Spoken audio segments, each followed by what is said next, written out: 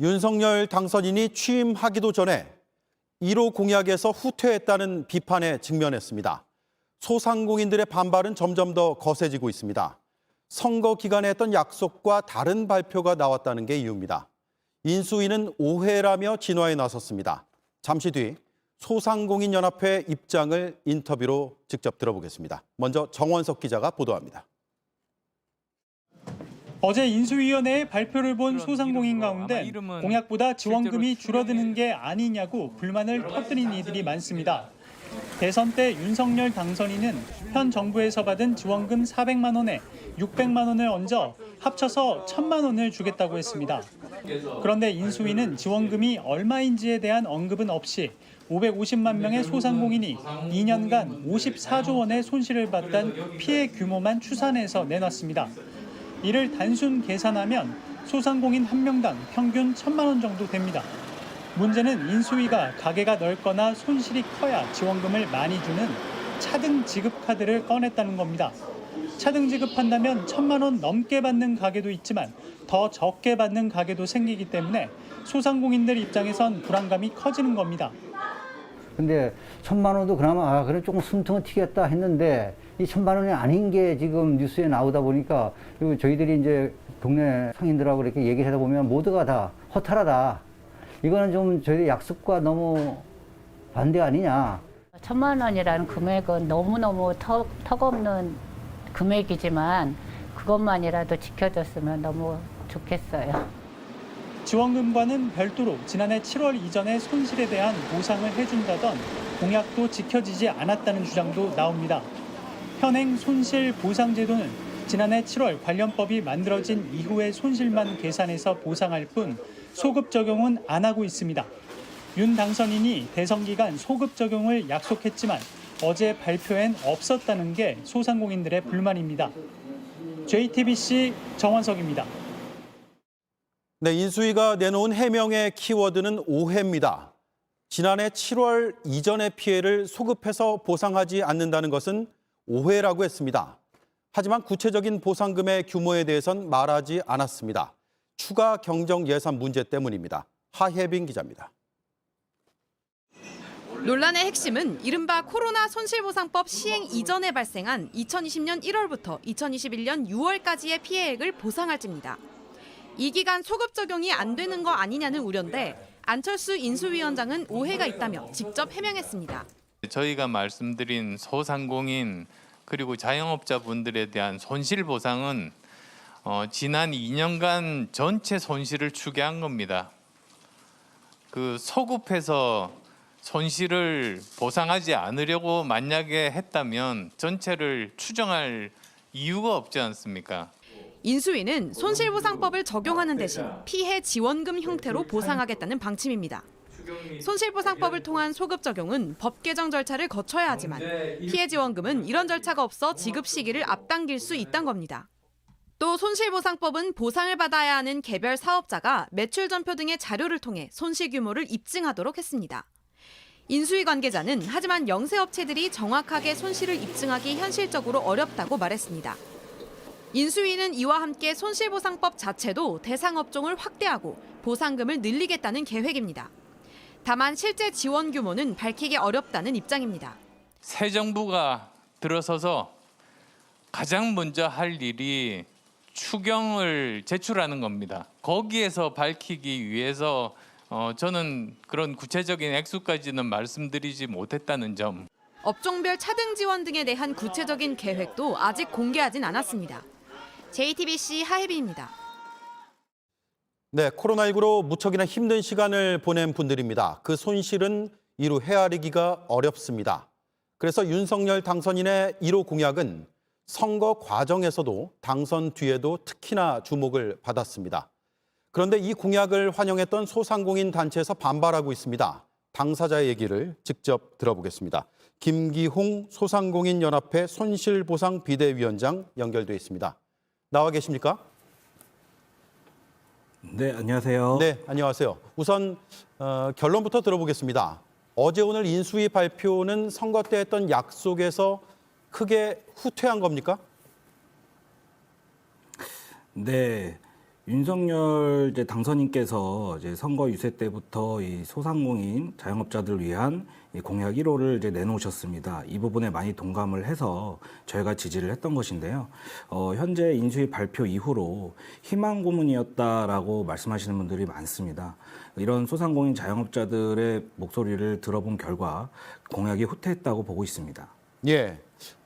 왜 그렇게 판단하시는지는 하나씩 짚어보겠습니다. 우선 선거 유세 때 당선인이 했던 약속을 먼저 들어보겠습니다.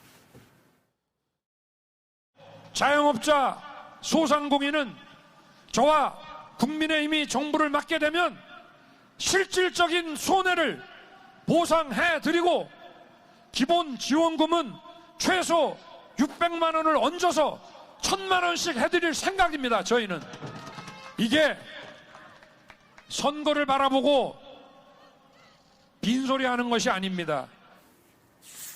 네.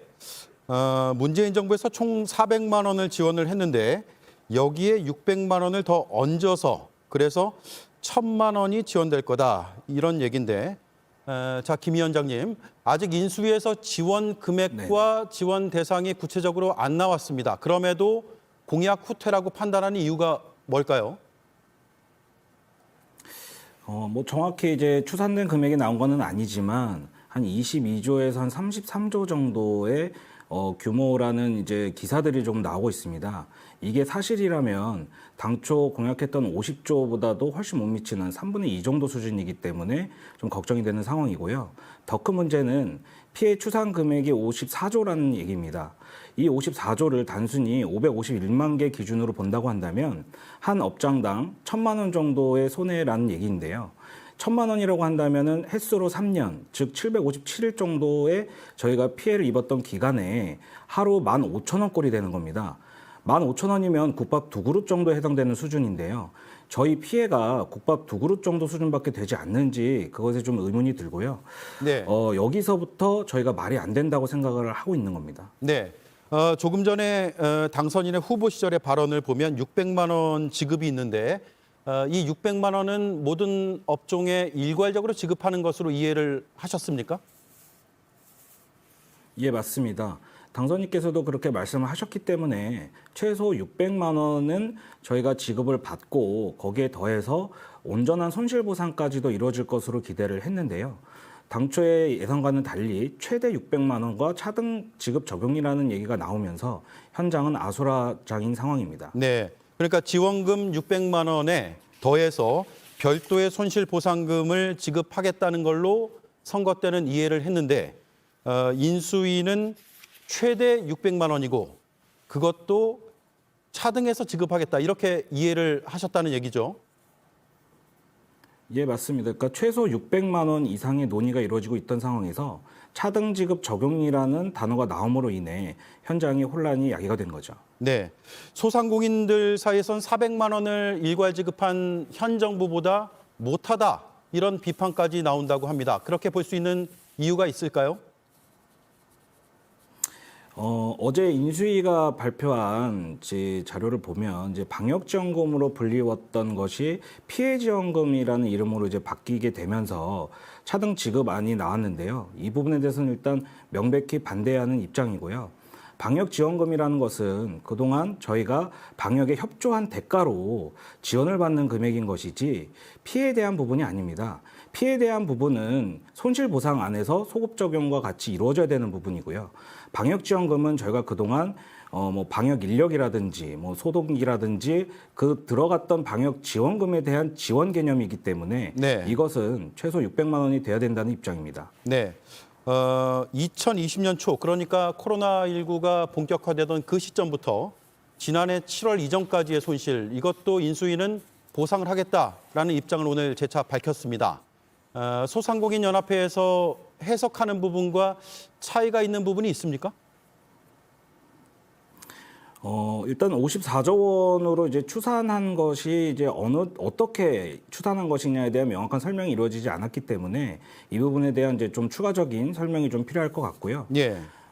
저희가 그 희망 고문하지 말라 이렇게 얘기할 수 있는 이유는 이 소급이라는 부분은 2021년 7월 이전에 저희가 피해본 것에 대한 거를 말을 하는 것인데 이것에 대해서 최대 600만 원이라는 얘기가 나오고 있으니까 이 부분에 대해서 이제 많이 실망을 하신 것이고 당초에 약속하셨던 대로 이제 600만 원 플러스 온전 소실 보상이 이루어져야지만 소상공인 자영업자들에게 그동안 보여주셨던 행동과 말하셨던 공약이 이행된다고 보는 것이죠. 네. 자, 마지막으로요. 어제와 오늘 사이에 인수위 측에 이런 입장을 그러면 전달을 하셨습니까? 인수위에게 직접적인 전달은 못했고요. 지금 JTBC 이제 인터뷰를 통해서 좀 입장을 좀 전달하고 싶은데요. 첫 번째로 이 손실보상과 이 방역지원금에 대한 이것은 이제 온전히 이루어져야 된다라고 좀 생각을 합니다. 이제 그동안 소상공인 자영업자들이 피해 입은 것에 대한 온전한 보상이라는 표현을 하셨기 때문에 그것을 간절히 원하는 이 소상공인들의 이 피해액을 정확히 산정을 하셔가지고 그것에 대한 근거를 이제 소상공인 자영업자들과 논의를 해서 이 부분에 대한 설득이 또 필요할 거로 보여지고요. 이 부분이 좀 정확히 반영이 돼서 그동안 힘들었던 소상공인 자영업자들이 정상적으로 다시 회복할 수 있는 계기가 되었으면 합니다. 네. 그리고 두 번째로 소상공인 자영업자들이 앞으로는 이렇게 국가가 그냥 행정명령을 통해서 그냥 일방적인 희생에 당하는 것이 아니라 충분한 보상과 또 생활을 영위해 나갈 수 있는 최소한 신용불량자까지 되면서 국가의 재난에 홀로 맞서는 이런 상황은 없어야 된다고 생각을 하기 때문에 이런 시스템이 예방 차원에서라도 개발되어져야 된다고 생각을 하고요.